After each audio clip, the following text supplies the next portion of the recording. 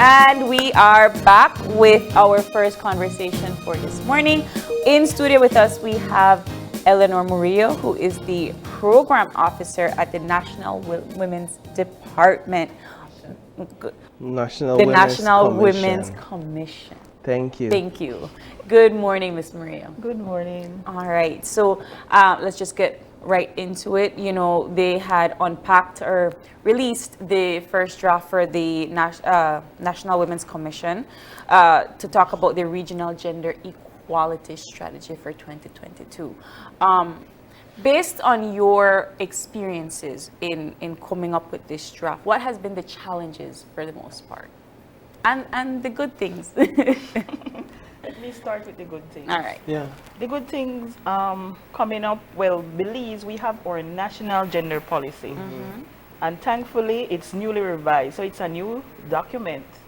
And so when CARICOM told us that they're coming up with a draft gender equality strategy, I was like, wow, we are already ahead because we have this document. Now, what we had to do is to ensure that what is in the CARICOM strategy aligns with what is in our national gender policy. And fortunately for us, it's some of the same priority areas that we will focus on across the CARICOM region. Because, as you all know, Belize have signed on to a number of international commitments, such as CEDAW, which is a convention on the elimination of all forms of discrimination against women. We have the Beijing Platform for Action. We have the Sustainable Development Goals, whose goal 5 is gender equality. So we have all these commitments that we need to report on how we are progressing as it relates to gender equality. So our thing is we needed to align all these international commitments with our national document. Now, CARICOM is doing the same thing, but for the CARICOM region, they're saying that especially for reporting purposes, since we're so poor on reporting, that if we do it as a collective, have the same indicators, you know, have the same standard for reporting, then we will see progress, which is great for us and also for the region. The challenge, perhaps, and maybe you could help me with this, is how does these collaborations, especially between CARICOM initiative and our gender policy here in Belize, how will it result in real change, in real actions being taken? Because as I understand it, yes, this CARICOM policy seeks to sort of combine all these policies and all these agreements that we've agreed to as a region, put it under one umbrella. It may solve the reporting aspect, but in terms of the actions on the ground, how does it get people to really act on these policies? Well, our policy 2021 to 2030, it's not new. We had a previous 2013 revised gender policy, and so this new policy just builds on the old one. So what it does for us at the National Women's Commission as the monitoring body that monitors gender equality, equity, and women's empowerment, it helps us to work closely with stakeholders. So the priority areas are health. Health is an important factor. Everywhere we go across the country, you know, everybody is saying health is important. Not just the services, but that it's accessible and that it's affordable. And also, when we look at health, we also have to think about the education component. So while, yes, there are services, how do we get our population to be, you know, to live healthy lives, to eat healthy, to exercise, as it relates to COVID-19, to take the precautions. So while vaccination, we're saying, yes, you need to be vaccinated, there are also other things that you can prevent, you can do to prevent contracting COVID-19. And so definitely we work with the Ministry of Health. We do that through, we have a number of committees. So we have a national committee, which is made up of senior technical persons who can make decision making, who then monitors and also report. And then we have district committees. So we have in the 6th district, these are the frontline workers from health, education, Ministry of Human Development, Youth Department, the Police Department, and the Judiciary. And we cannot forget our NGOs and CBOs, who are also an important partner in this. And so we all sit down, we look at what we're doing, we look at what we need to do, what is the data saying, you know, where do we need to put our efforts? You know, if we know a certain area we're having certain issues in let's say, school dropout, then how do we ensure that the Ministry of Education pay attention to that area? I want to get into a little bit more of the details, right? So just, I think last week we had the folks from PAHO come in to talk about Breastfeeding Day, right? Something very natural, something very simple, and of course something that is only women that can do. So while we're having this conversation, you know, we're trying to figure out why we're still having this conversation. Why are we still talking about the importance of breastfeeding, or why are we still talking about having proper places for women to breastfeed in their working positions? So talk to us about not necessarily that, but those kinds of topics. How do you get those across, and how are you able to make sure that across the country women are treated with respect and equity in that area? Well, again, we need to empower women. We cannot take it for granted that people know, they know the information. We cannot take it for granted that they know where to go for services, for information, and so on. So we have to continuously provide education and information, sensitization, awareness, and all these things for our communities. Because as you said, health is wealth. But we live in such a fast-paced world that everybody wants things right now. So instead of taking time to breastfeed, buying a can of milk, it's easier for a lot, especially working women. You know, and then there are also other issues that women face that may cause them not to breastfeed. But health is an important component, and with that comes education. We have to do education across the board. So let's get into the strategy. What is new about this revised plan? You mentioned the 2013 one. What is new? What have you added? What have you taken away when it comes to this particular plan? Our new gender policy, we did not change the priority areas because they're still the areas of focus for everybody, for our population. So health, education, gender-based violence, which we know continues to plague our society, wealth and employment creation, power and decision making, and of course the institutional strength. And you cannot have a document and don't have the personnel to ensure that this document is being implemented. So how do we strengthen the systems in place that everybody can do what they need to do? So all these areas, we have our partners, as I said, government and NGOs, and so basically we need to also let the population know what is in this document. It cannot be a secret, because I think for the most part the 2013 one was like a hidden secret, because I don't know if you all recall, but we have some sectors of the churches who were saying the plan was not good and it had a hidden agenda and so on. So we did face some backlash in terms of this with the old policy. This new policy specifically looks at empowering women and girls and to end discrimination against women and girls in all sectors of our society. So not only health, but even in the workplace. And if you look at the CARICOM pillars, it aligns again. They're basically the same thing. And so all these areas intersect. So achieve gender equality and end discrimination against women and girls in Belize. There is no hidden agenda. We want to see progress as it relates to women in all different areas of their lives. And also, as I said, we have signed on to all these conventions. So we are expected to report to say what happened 10 years ago. We have increased, we have improved by so many percentage in all these areas. You know, in our reporting, we want to look good. We may never live to achieve gender equality, but we want to progress. We want to see the progress. We want to be able to have the accurate data and also report. So there were consultations last week. Yes. This were CARICOM representatives were in Belize consulting with stakeholders in Belize. We're talking about from government, from health, from education, from all areas, stakeholders. What came out of those consultations? Well, what happened at the consultation, again, we looked at the pillars, and people were split in groups of their areas of expertise. So like for education, we have Galen, we had UB, we had representative from the Ministry of Education. So they went through the document and look at what it speaks to as it relates to education. And their role was to say, how can we improve some of these things, and what are your recommendations? What are some of the issues, and what are your recommendations? So each sector were able then to put in their input to say, for our country, this is how we need to work this thing. It won't work if we keep this out.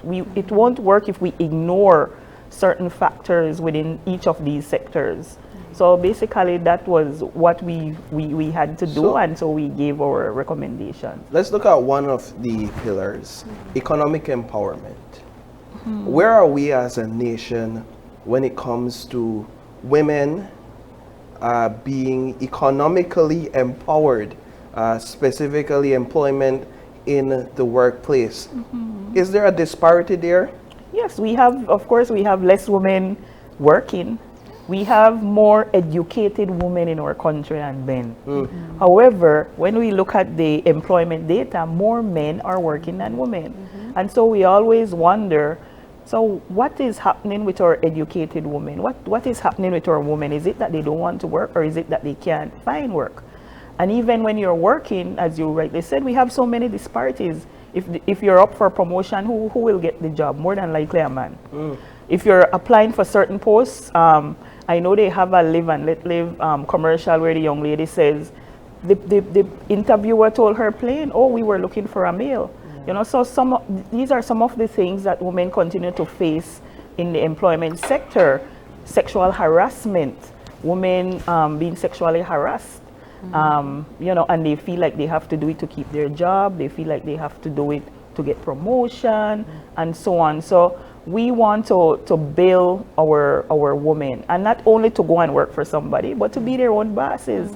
So I know the government is putting in a lot of work in terms of empowering women to be their own boss, so start up their smaller, medium-sized businesses. And so there are a lot of opportunities for women, and so we're looking forward to that, since that's one of our areas of priority. Let me ask about the rollout. So the last draft was in 2013. We're in 2022, and that's it's a long time.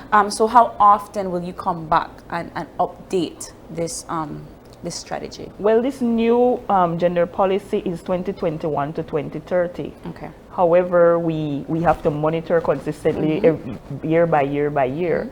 And so our implementation plan, the actual rollout, would be like 2 to 3 years. So every 2 to 3 years we go, we evaluate where we are. Is this plan working? You know, are we achieving? And then we can always go back and say, no, this is the area that we need to improve on. So we cannot just have a document sitting on a desk or in a cupboard and not doing anything about it. So the monitoring is important, the collaboration is important, and we have started that with the Statistical Institute of Belize, who is our national statistical institution, in terms of some of the data that we may need that they do not presently provide. You know, there are some SDGs. We're also working with the SDG unit. Since we are responsible for Goal 5, which is gender equality. Again, some of the data we do not have, because some of them speaks to specific surveys or maybe questions that can be inputted in the census or one of the labor force surveys, so on. So we are working out all these kinks to ensure that we will do better when it comes to statistics, data, and reporting. Go ahead. Generally, we do know that there is an issue. I just wanted to quickly go back to the economic disparity conversation we're having, just to ask, you've outlined some of the challenges there, but just to ask now, how does national policy and the CARICOM strategy, how does it seek to address that issue in particular? In terms of the economic empowerment? In terms of economic empowerment, what's in the policy? What's the driving force in the policy to kind of solve this issue? Well, based on what we already know from the past, it cannot be that women are given a sum of money and say, go out and start your business. And so we have to take it from a holistic point of view. We have to do gender analysis in the areas that we're working with. We need to ensure that our programs address all the issues affecting women. So like child care, you know, that's very expensive. So if we're implementing a 2-week program to empower them, what about their children? So we have to take that into consideration. We have to help them with things like taxes, having a bank account, knowing how to fill out the social security form and the tax form and so on, and really empower them. So it's not just about, oh, I will get $5,000 to start up my small business and that's it, but also the mentoring and monitoring component. You know, I wanted to kind of segue from this pillar to another, and we kind of talked a little bit about it when it came to the health aspect, but kind of going into the job sector. I understand the educating women and making sure that they have what they need and making sure they're empowered, but I can't help but wonder if this education is available and given to everybody. And the reason why I say that is because you could tell a woman to be empowered, but if they can't afford a babysitter and then can't take their child to work because the boss no one will pick me to run wrong, then that is already creating a problem for that person. Therefore, I can't go to my job. Therefore, I have to figure out something else. And then I might be employed for a year, unemployed for a year because I can't figure this out. Right. So this strategy and these ways of educating and empowering women, are we going to see this across the board for our men as well? For the entire community, yes. Because as you rightly say, I know for one of the projects that we have talked about with one of our stakeholders is that when they're doing their initial buy-in, they will do it at the community level. So men, women, everybody will be in the room to understand what will happen. So it won't be a secret. And when we get the buy-in from our partners, it makes things even easier for us. So, you know, definitely, while we focus a lot on women, the policy, our local policy and the CARICOM strategy, it's inclusive of all human beings. Yeah. You know, but just that we know that traditionally, historically, women have been left behind and treated as second-class citizens, as just cooks and cleaners and babysitters and so on. I mean, we still get treated that way, right? And expect to have a job. Exactly. Well, then, yeah, that's even worse. That we have to do all this housework, and then we still have to go to work, and then we have community, we have the other organizations that we want to be involved with, and so that makes our job triply harder.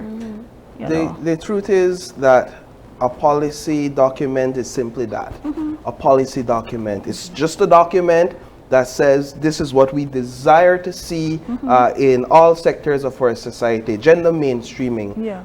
Notwithstanding, there must be buy-in from all partners, and I think that's key when we're talking about policies. For example, when we look at in the era of governance, in Belize, the history of women to men in government leadership. Right now, I think 4 or 5, I may be mistaken, of the seats, of the 31 seats in the House of Representatives are filled by women. When you look at women in the workplace as it relates to breastfeeding, for example, there's an issue there. When you look at access to health care, when you talk about certain sexes, there's insurance policies do not cater to women that are giving child, that are trying to get contraceptives, that are trying to make sure that they're being so the policy is this grand goal,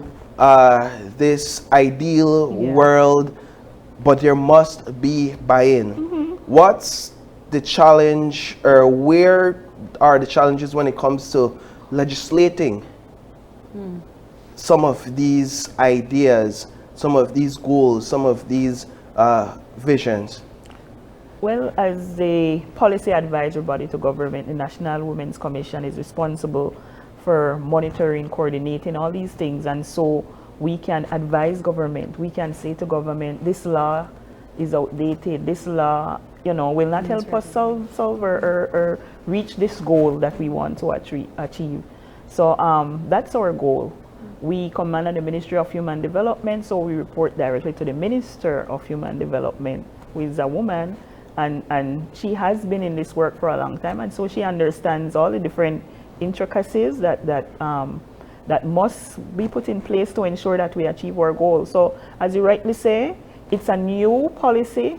We have to ensure that the information reaches the very top to the very bottom. So we have to reach the community level for people to understand. Here is a document that have things in there that is important to you. Because they have already said to us, these are our issues. We cannot access health care. We do not have the money to go to court and pay for the summons and things like that. So we have to ensure that it reaches everybody. So we have a short period to ensure that everybody knows what's in this policy and agrees that this is a good policy, it's achievable, it's doable. It's not a pie in the sky that we will never reach. And then we legislate some of these things. And then we have to ensure that, yes, we do have a policy and led subcommittee that looks at some of the law as it relates to gender equality and women's empowerment, gender-based violence. You have the Families and Children's Act, you have the Domestic Violence Act, Married Persons Protection, we have the Criminal Code. We have a Sexual Harassment Act that does not have any teeth. It gives more burden to the complainant than to the perpetrator. So for us, that's an issue that we want to, and so there are many laws that we do look on. If we want to achieve gender equality, we need to change. So that's ongoing. It's a part of it as well. Yes. As we're winding down, I have one more question for you. Sure. And I wanted to, because we're talking about making sure that this information is access to everybody. How are you all taking into consideration the different cultural norms of different communities? How are you rolling out something that might not be acceptable to certain communities? It cannot be a one-size-fits-all when we're going into communities. And so we have to be respectful of their beliefs and so on, but we also share with them what they starts from our constitution. What does our constitution? Nobody owns anybody. And so women, children, men should all be treated with respect and dignity. So that's the first thing that we need to, everybody needs to be treated with respect and dignity, have their human rights. And so when people know what their rights and sometimes they don't know, so the education component, the awareness is very important. So I think that's the biggest part of it, to ensure, like you rightly said, and also cater the communication aspect to the needs of the different culture. Because what we'll find in Corozal will be different from the Belize district or different from the Toledo district. So we definitely, it's not a one-size-fits-all. We do know what are some of the intricacies as we go from district to district, town to town, village to village. And finally, what is the one key component of this strategy that you're looking forward to the most for this year? It's the multi-sectoral approach, getting everybody to do their part, to report, to ensure that we share data, we share information, and we're not working in silos. And also, as I said, getting the National Statistical Institute, or SIB, involved in helping us to get some of the indicators that we have long not done, and also our other partners like the SDG unit, working with them so that at the end of the day we can have concrete data. So when I come back, I can say, look, this is what we have achieved in 1 year. We have decreased gender-based violence, we have increased access to health services, lesser people are getting sick from communicable and non-communicable diseases. So these are the things that we're looking forward to. It's a conversation that we could go on with. Of course, there's a lot of work to be done. Yes, definitely. There's a lot of relevant issues that we could raise to kind of highlight the need for us as a country to do better. Yes, definitely. So we want to thank you for coming in this morning and having this important discussion with us. And we want to encourage you and your team over there at the Commission to continue fighting the good fight. We'll break through. As a nation, we're young. and we're still learning. There's a lot of education still to be done, but we'll break through, and hopefully as we continue to celebrate more years of independence, we truly reflect what an independent and strong nation looks like in this regard. Definitely. So with that, we'll take a break, and when we return, we have with us the ambassador of Ukraine in Mexico. And so you don't want to miss that. Stay tuned.